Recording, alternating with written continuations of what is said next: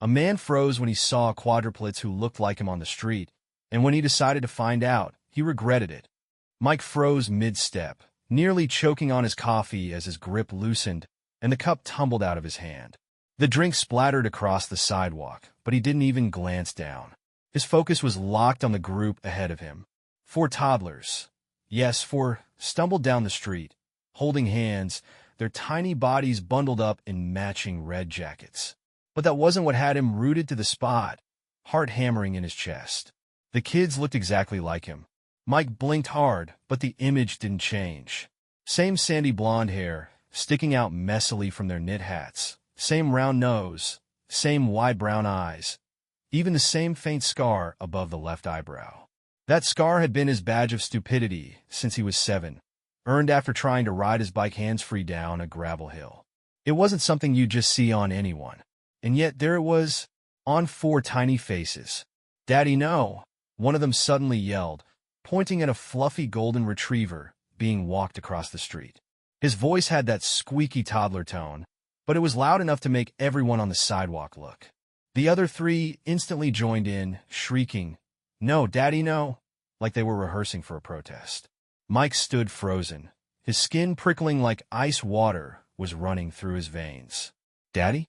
The kids were still making a scene when the woman trailing behind them, clearly their mom, hurried forward. She looked exhausted, juggling a diaper bag slung over one shoulder and what appeared to be a crushed box of animal crackers in her hand. "Stay together," she called, her voice strained but firm. "I'm serious. Don't want her off." She bent down to scoop up the smallest one, who'd tripped over his own feet and was now sitting on the pavement, wailing. Her face came into view for the first time, but Mike barely noticed her. His eyes were still glued to the kids, who were now back on their feet, giggling like the fall had never happened. They weren't just random kids who happened to look like him. That kind of resemblance wasn't normal. It wasn't possible. Before he even realized what he was doing, Mike started walking toward them.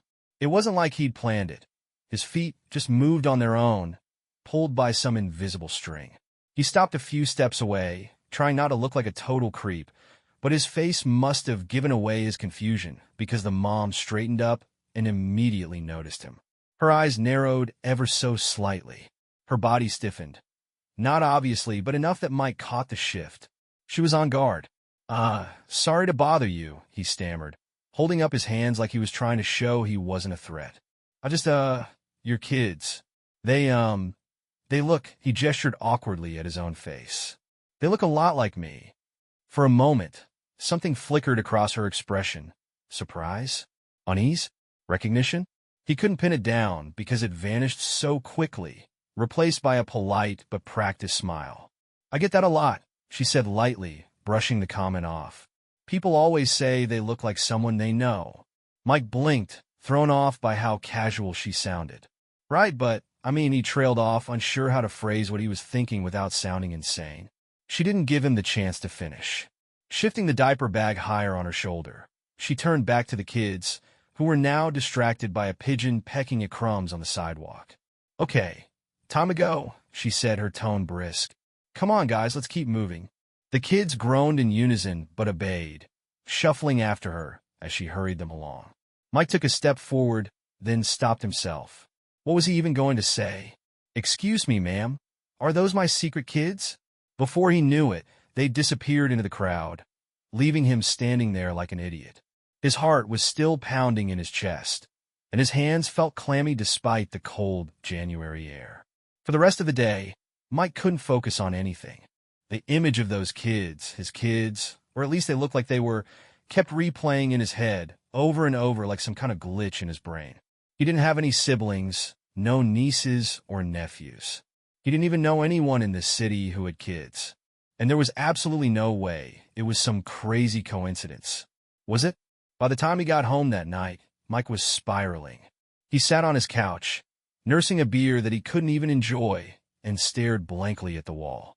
He thought back to his college days, to a few dumb choices he'd made when he was broke and desperate for quick cash. It hit him like a punch to the gut. The sperm bank. He hadn't thought about it in years, not since the day he'd walked into that sketchy clinic near campus and walked out with $500 in his pocket. He hadn't taken it seriously at the time, just some anonymous donation to pay off his electric bill. But now, he sat up straighter, heart thudding. Could those kids actually be his? Did they even tell the mothers where the donor came from? And if that woman had used his donation, how the hell had he ended up living in the same city as her? Mike didn't sleep that night. By the next morning, he'd made up his mind. He didn't care how awkward it was going to be. He needed answers. And he wasn't going to stop until he got them. Mike didn't waste any time the next morning. He had a million questions racing through his head, and the only way to get answers was to track down that woman. First stop, the street where he'd seen her. It wasn't exactly a busy area, but he figured if she lived nearby or took her kids on regular walks, there was a chance he'd spot her again. So he spent the better part of 2 hours loitering around the block, pretending to scroll through his phone while secretly scanning every mom and kid combo that passed by. Nothing. By noon, Mike was starving and frustrated. The logical part of his brain told him to give it up. He was acting like some kind of lunatic, but he couldn't let it go. Those kids weren't just a fluke. He knew it in his gut. Back at his apartment, he tried a different approach. He opened his laptop, fingers hovering over the keyboard as he tried to think of what to search for. Woman with quadruplets was too vague. He needed something specific. What had the kids been wearing? Red jackets. Not exactly a unique clue. He racked his brain for anything else, then remembered the diaper bag slung over her shoulder. It had a bright purple logo on it, one of those mom brands, the kind you'd see on Instagram ads. Maybe he could track her down through that? It was a long shot, but he typed purple diaper bag brand into the search bar and hit enter. Pages of results popped up, and Mike groaned. There were at least 50 brands with purple logos, all selling the same overpriced baby gear. He clicked through a few of them, scrolling aimlessly until one caught his eye, a local boutique that sold custom diaper bags. Bingo! The boutique had a social media page, so he clicked on that next, scrolling through photos of smiling moms showing off their new bags. Most of them looked nothing like the woman he'd seen, but then, halfway down the page, he froze. There she was. The photo was from a month ago, showing the woman standing in front of the boutique, holding the same bag he'd seen her with. The caption read, "Our lovely customer Jessica with her custom-made bag. Perfect for managing her adorable quadruplets on the go." Jessica. Now he had a name. And better yet, the boutique's post had tagged her Instagram profile. Mike hesitated for a moment, his thumb hovering over the link. Was this going too far? Did he really want to dive into this rabbit hole? But curiosity won out, and he tapped the profile. Jessica's page was private, but her bio gave away one key detail. She lived in the same neighborhood as Mike. She even mentioned the name of a nearby park where she often took the kids. That was all the encouragement he needed. The next morning, Mike was up early and at the park by 8 a.m., pretending to jog while keeping an eye out for Jessica. He felt ridiculous, like some kind of stalker, but he told himself it was justified. He wasn't trying to hurt anyone. He just needed to know the truth. After an hour of circling the park, he finally spotted her. She was sitting on a bench, the quadruplets spread out on a blanket in front of her. One of them was chewing on a stuffed giraffe, while another was trying to climb on top of a cooler. Mike's stomach twisted as he approached, his hands shoved deep into his pockets. He didn't even have a plan for what he was going to say. Jessica noticed him before he got too close. Her eyes flicked up from her phone, narrowing slightly as she recognized him. "You again," she said, her tone more annoyed than surprised. "Yeah, sorry about this," Mike said, scratching the back of his neck. "I know this is weird, but I really need to talk to you." Jessica sighed, glancing down at her kids. "Look, if this is about them looking like you or whatever, I already told you it's just a coincidence." "I don't think it is," Mike blurted out. He took a step closer, lowering his voice. "Look, I'm not trying to freak you out or anything, but I think I might be their biological father." Jessica's expression didn't change, but he noticed her grip on her phone tighten. "What are you talking about?" she asked, her voice carefully neutral. Mike took a deep breath. "Back in college, I donated to a sperm bank. It was anonymous, but I don't know, maybe they didn't follow the rules, or maybe you ended up with my sample by accident. All I know is those kids look exactly like me, and I need to know the truth." Jessica stared at him for a long moment, her jaw tightening. Then she let out a sharp laugh, shaking her head. "Are you serious right now?" she said.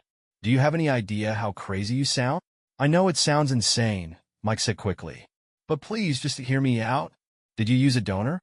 Because if you did, and if there's even the slightest chance... Stop. Jessica cut him off, standing up abruptly. You need to leave. Now.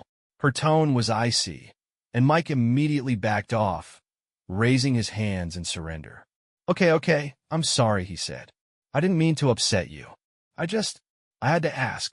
Jessica didn't respond. She was already gathering her kids, her movements stiff and hurried. Within minutes, she was gone, leaving Mike standing there alone. As he walked home, he couldn't shake the feeling that he'd been right. Jessica's reaction wasn't just annoyance. It was something else. Something defensive. And if she didn't want him digging any deeper, it only made him more determined to find out the truth. Mike couldn't get Jessica out of his head.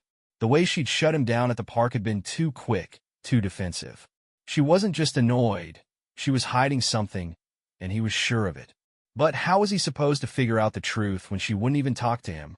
The whole situation felt like a puzzle he didn't have all the pieces for. And the more he thought about it, the more determined he became. He needed to know. The next morning, Mike found himself back at the park where he'd last seen her. It was early, and the air was cold enough to sting his face, but he didn't care. If Jessica brought her kids here regularly, maybe he'd get lucky and run into her again. He spent hours pacing the park, pretending to jog or sit on a bench while his eyes scanned the paths and playground. People probably thought he was some kind of weirdo, but he didn't care. By the time lunchtime rolled around, he was about ready to give up. His fingers were numb, and his stomach was growling. But just as he was about to leave, he spotted her. Jessica was pushing a double stroller along the main path, two of the kids walking beside her, while the other two rode in the stroller. They were bundled up in those same matching red jackets, their little faces pink from the cold. Mike's heart raced as he watched her stop near the playground. She parked the stroller and started unpacking snacks for the kids, who immediately scattered toward the swings and slide. This time, Mike didn't hesitate. He walked straight toward her, his hands shoved deep in his jacket pockets.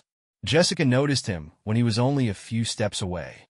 Her shoulders stiffened, and she turned to face him, her expression immediately guarded.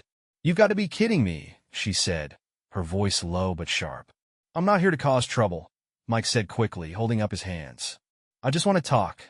"We've already talked," she snapped. "And I told you, there's nothing to say." Mike stepped closer, lowering his voice. "Then why are you so defensive? Look, I'm not trying to scare you, okay?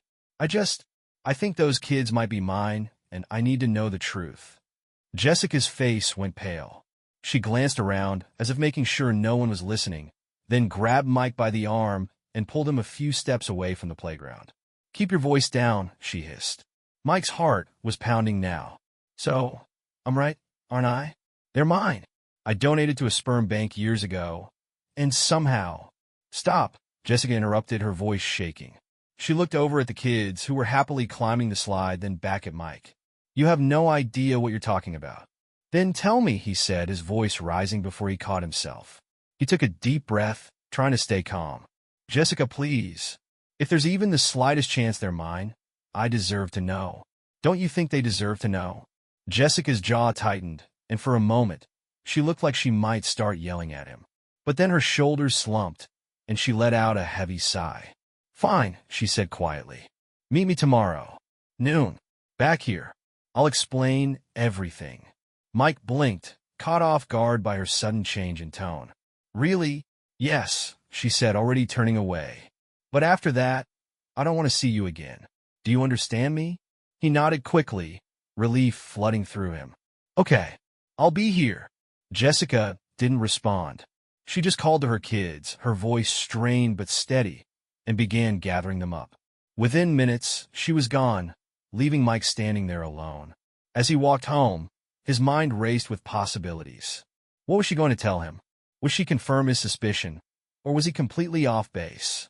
Whatever the case, Mike knew one thing for sure. Tomorrow, he was finally going to get some answers. The next day, Mike arrived at the park half an hour early. His stomach churned with nerves as he paced near the benches, watching parents push strollers and kids run around. The winter air was crisp, but he barely felt it. All he could think about was what Jessica might say. At exactly noon, she showed up. She was alone this time. No stroller, no kids, just a heavy coat and a scarf wrapped tightly around her neck. Her face was set in a hard expression, and Mike could tell she didn't want to be here. "Thanks for coming," he said cautiously, stepping forward. "Let's get this over with," Jessica said, crossing her arms. "You want answers? Fine. But after today, you're leaving us alone." "Got it. Got it," Mike said quickly, his heart racing. Jessica looked around, then nodded toward an empty bench a little farther from the playground. "Let's sit." They walked in silence, and Mike's nerves only grew as they sat down. For a few moments, Jessica said nothing, staring straight ahead like she was trying to figure out where to start. Finally, she let out a long breath and turned to him. "You're not wrong," she said. "The kids, they're yours. Biologically, anyway." Mike felt like the ground had shifted under him. Even though he'd suspected it, hearing her confirm it was something else entirely. He opened his mouth to say something, but Jessica cut him off. "Before you start asking a million questions, let me explain," she said, her voice firm. "I used a donor because I couldn't have kids naturally. I went through a clinic, legit, professional, everything above board. I didn't know anything about the donor except the basics. Height, eye color, education level, health history. That's it. The clinic promised everything was anonymous." Mike swallowed hard, his throat dry. "So how do we end up here? In the same city?" Jessica sighed, running a hand through her hair. "I don't know. I moved here a year ago, for work. I guess it's just dumb luck, or bad luck, depending on how you look at it." Mike shook his head, still trying to process.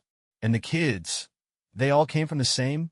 "Yes," Jessica said, cutting him off again. "They're quadruplets, IVF. One round, and somehow, all 4 embryos stuck." She let out a dry laugh. "I wasn't expecting that, believe me." Mike sat back, stunned. He didn't know what to say. For kids. His kids. And he'd had no idea they even existed until a few days ago. Jessica must have seen the look on his face, because she softened, just a little. "Look, I'm not trying to shut you out. I wasn't planning for this. I signed up for anonymity, and now you're here, throwing my whole life upside down." "I didn't mean to," Mike said quietly. When I saw them, I couldn't ignore it. They look so much like me. I had to know." Jessica nodded slowly, her gaze drifting to the playground where other kids were laughing and playing. "I get it. I do. But you have to understand something. Those kids are my world. I've raised them on my own from day one. I'm their mom. You might share DNA with them, but you're a stranger." Her words stung, but Mike couldn't argue. She was right. He didn't even know their names, let alone anything about their lives. "So what now?" he asked after a long pause. Jessica hesitated, then turned to face him fully. "Now we set boundaries. You can't just show up whenever you feel like it. If you want to be involved, if you really want to be involved, we need to take this slow. I have to protect them." Mike nodded. "I get it. I don't want to mess up their lives." Jessica studied him for a moment, then sighed. "Okay, let me think about how we handle this. I'll reach out when I'm ready. But until then, you give me space. Understand?" "Understood," Mike said, his voice steady. Jessica stood, brushing off her coat. "I hope you're serious about this, Mike. Because if you're not, don't bother coming back." "I am," he said quickly. "I just want to do the right thing." She gave him a small nod, then walked away, her boots crunching against the gravel path. Mike sat there for a long time after she left, staring at the playground. The weight of what he'd just learned settled heavily on his shoulders. 4 kids. His kids. And for the first time in his life, he felt like his choices actually mattered. This wasn't just about him anymore. The text from Jessica had been unexpected, arriving just when Mike was starting to think he'd never hear from her again. Her message was simple. She thought it through and was ready to talk. She suggested meeting at a small coffee shop near the park, a neutral place, and Mike immediately agreed. When the day came, Mike arrived early, nerves bubbling in his chest. The coffee shop was quiet, with soft jazz playing in the background and a faint smell of cinnamon drifting through the air. He picked a table in the far corner, away from the door, where they wouldn't be overheard. He ordered a coffee but barely touched it, his leg bouncing under the table as he stared at the door. When Jessica arrived, Mike's heart skipped a beat. Not because he was surprised to see her, but because she wasn't alone. Two of the kids trailed behind her, bundled in coats and scarves. One was the little boy Mike had first noticed chewing on a stuffed giraffe, and the other was a girl with wide, curious eyes who clutched Jessica's hand tightly. Mike froze as they walked toward him. Seeing the kids up close was different, jarring. Their resemblance to him wasn't just uncanny, it was undeniable. But this time, there was no shock, no need to convince himself it was real. He just stared, trying to soak it all in. Jessica sat down across from him, motioning for the kids to sit at the table beside theirs. She unpacked a small bag of snacks for them, apple slices and crackers, before settling into her chair. Mike noticed the way her eyes scanned the room, sharp and cautious, like she was ready to grab the kids and leave if things went sideways. She began speaking softly, her words precise and deliberate. Mike could tell she thought a lot about what she wanted to say. She explained how her life had unfolded after using the sperm bank, how she hadn't expected to end up with quadruplets, how she'd done everything she could to provide for them, and how she'd never planned for this moment. Mike sat silently, listening. He wanted to ask questions, but he forced himself to stay quiet and let her finish. Jessica laid out her terms. This wasn't about him suddenly walking into their lives and becoming a father. These kids already had a parent, her, and they didn't need someone disrupting their stability. But she wasn't shutting him out entirely. If he wanted to be involved, it would be on her terms, and they'd have to take it slow. Mike nodded, taking it all in. He wasn't sure what he'd expected. Maybe some kind of dramatic revelation or an emotional confrontation. But this was more grounded. Practical. Jessica's voice softened as she talked about the kids. She told them their names. Ryan, the adventurous one. Ellie, the shy but clever girl. Max, the troublemaker. And Lily, the little daydreamer. As she spoke, Mike realized how much love and pride she had for them. It was humbling. The kids, meanwhile, seemed oblivious to the weight of the conversation happening next to them. Ryan was focused on stacking crackers into a wobbly tower, while Ellie carefully arranged her apple slices in a neat row. They laughed together when the cracker tower collapsed, their giggles filling the quiet coffee shop. Mike felt a strange ache in his chest as he watched them. It wasn't sadness, exactly, but something deeper, an overwhelming mix of awe, curiosity, and a quiet sense of loss for all the time he'd missed. These were his kids, and yet they weren't. Not really. Not yet. Jessica finished speaking and looked at him, waiting for a response. Mike didn't say anything right away. Instead, he looked over at Ryan and Ellie again, taking a moment to absorb everything. He knew this was a fragile situation, and he couldn't afford to mess it up. Eventually, Jessica stood, signaling that the conversation was over for now. She gathered the kids, who were still giggling and talking about their cracker game, and ushered them toward the door. Mike stayed seated, watching them leave. Ellie turned and glanced back at him for a brief moment, her eyes full of quiet curiosity, before Jessica gently guided her out the door. When they were gone, Mike leaned back in his chair, letting out a long breath. The reality of what had just happened settled over him like a heavy blanket. The days that followed were a blur of emotions. Jessica kept her word and stayed in touch, but she was careful about how much access Mike had to the kids. They met a couple more times in neutral places, always brief, and always with the kids unaware of the connection between them. Mike found himself adjusting to the new reality slowly. He didn't push Jessica or demand more than she was willing to give. Instead, he focused on showing her that he was serious, that he wasn't going to disappear or cause trouble. He started to understand that this wasn't just about him and his feelings. It was about the kids and what was best for them. Over time, things began to shift. The meetings became a little more frequent, a little less formal. Ryan warmed up to Mike first, eagerly showing him his favorite toy cars during one outing. Lily was next, shyly handing him a picture she'd drawn of a happy monster. Ellie and Max were slower to come around, but Mike didn't mind. He was willing to wait as long as it took. It wasn't a perfect situation, and it probably never would be. There were still boundaries, still moments of awkwardness and uncertainty. But Mike felt something he hadn't felt in years, a sense of purpose. For the first time, he was part of something bigger than himself. Something messy, complicated, and completely unexpected. And as strange as it all was, he wouldn't trade it for anything.